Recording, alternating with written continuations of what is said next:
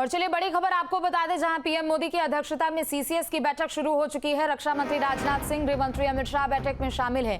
विदेश मंत्री एस जयशंकर, वित्त मंत्री निर्मला सीतारमण भी मौजूद है। पीएम मोदी की अगुवाई में सीसीपीए की भी बैठक होगी।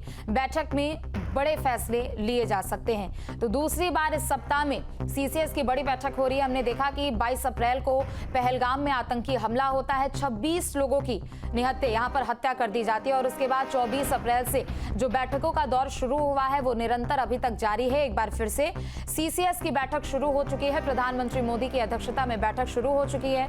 रक्षा मंत्री राजनाथ सिंह मौजूद हैं, गृह मंत्री अमित शाह बैठक में शामिल है, विदेश मंत्री एस जयशंकर भी हैं, तो वित्त मंत्री निर्मला सीतारमण भी इस बैठक में मौजूद है। और पीएम मोदी की अगुवाई में सीसीपीए की भी यहां पर बैठक होने वाली है और बड़े फैसले लिए जा सकते हैं। चूंकि अगर युद्ध जैसी स्थिति है और चूंकि भारतीय सेना की ओर से जो कड़ी कार्रवाई की जा रही है, मुंहतोड़ जवाब दिया जा रहा है, ऐसे में पीछे की अर्थव्यवस्था कैसे कायम की जाए, किस तरीके की परिस्थिति आगे आने वाले कुछ समय में देश में बनेगी, इससे लेकर बैठक हो रही है जो अत्यंत ही महत्वपूर्ण है। आपको याद होगा कि पहली सीसीएस की बैठक के बाद ही जो भारत सरकार ने फैसले किए थे कि पानी बंद कर दो, बॉर्डर बंद कर दो, जितने पाकिस्तानी हैं उनको पाकिस्तान भेजो, तो आज की बैठक में आगे की क्या रणनीति है भारत सरकार की, उस पर मुहर लगा दी जाएगी। यानी जो अटकलें लगाई जा रही हैं, पाकिस्तान की जो नींद उड़ी हुई है, कह सकते हैं कि दुश्मनों की जो नींद उड़ी हुई है, तो उस पर फैसला आज हो जाएगा, इस बात की पूरी संभावना है। जी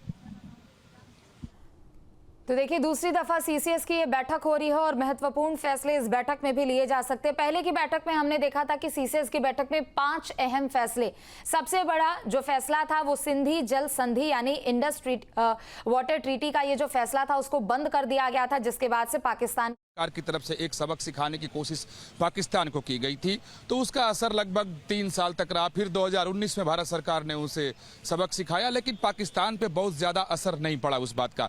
लेकिन देखिए, इस बार जो आतंकवाद का भयावह स्वरूप देखने को मिला है, भारत में ऐसा पहले कभी देखने को नहीं मिला कि धर्म पूछकर पतलून उतरवा करके हत्या की गई। इस तरह का स्वरूप कभी देखने को नहीं मिला और यही वजह है कि मोदी सरकार फुल एक्शन में है, क्योंकि जिन लोगों ने उस आतंकी घटना को अंजाम दिया उनके आका को अब सजा दो।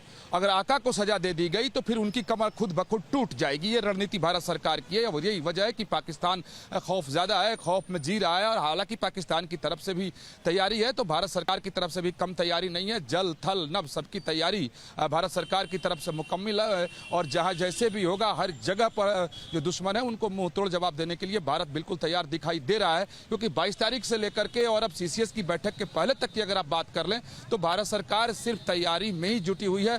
उन सभी पहलुओं पर भारत सरकार ने विचार किया है कि अगर युद्ध शुरू होता है, पाकिस्तान को दंड देने की प्रक्रिया शुरू होती है, तो कौन कौन सी चुनौती सामने आ सकती है, उन सब पर विचार करके एक तैयारी की गई है, जिसका जायजा कल की बैठक में प्रधानमंत्री ने लिया, जिसमें सारे आला फौज के अधिकारी मौजूद थे। और अब सीसीएस की बैठक से, सीसीएस की बैठक का सीधा सा अर्थ यह है कि अब तक की जो तैयारी है, जो रणनीति है, जो फैसले हुए हैं, उस पर इस बैठक में मुहर लगा दो और एक्शन शुरू कर दो। और कल प्रधानमंत्री ने सेना को खुली छूट दे रखी है, उसके भी कई सारे